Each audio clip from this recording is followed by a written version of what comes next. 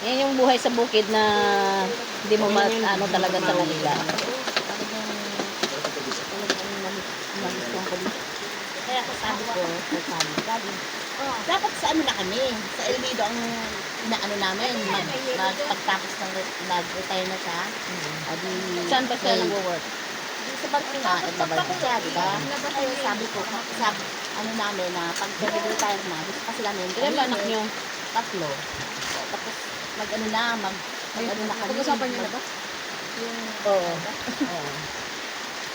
Tapos ano, ang kaso, ay naku, ang mahal ng ano doon. Everything is expensive doon sa El Nido.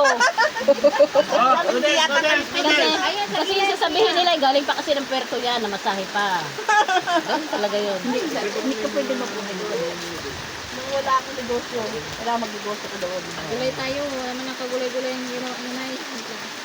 Sa aray, nilagyan na sa usawan. Yung nilagay ng noodles. Ayun, bati na lang. Wala.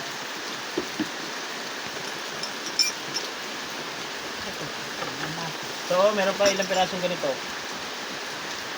Kahit dito na lang. Ay, kung binili na ninyo kung magdala ng drum kanina, di druman din na lang. Malaki na. Guys, ano yung mga puti, May? Malaki mo yung mga puti. Ito, suka. At saka ano. Ayun, ako rin mo. Eh, chin-chin. Paano mo pang balak ng... Oh, pag tulo nito, okay na to. Sana yung ano. Pagbandaw natin.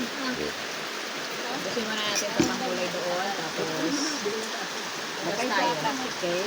Mayo, paano daw? Lagay sa plastic dyan. Yung hulog. Ay, wala tayong pang ano. Luto na yan, kuya. Luto na kumukulo na. After... Ibig sabihin yung mga anak nyo, may pamilyado na. Yung isa lang ang may pamilyado na. Pero yung dalawa, mga dalaga sila, papa. Wait lang. 1 minute. 1 minute. Ito. Ito kasi, Okay, prepare na tayo. Itong ano, dito muna. Chin natin Ito muna. sa...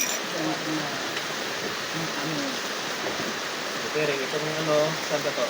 Eh, ba't kulang? Isa lang ba ilalagay natin? Isa lang. Ayan.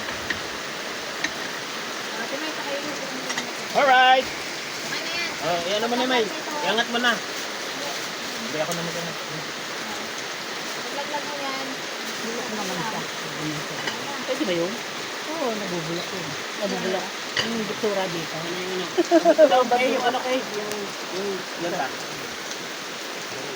Ito ang gandang ano, bubuang tantal. Buho yan. Buho? Okay. Plato ka. Hindi ba tawid yan? Buho yan, tantad ang tawag yan. Yung buho, hinahati, tapos pinipit-pit.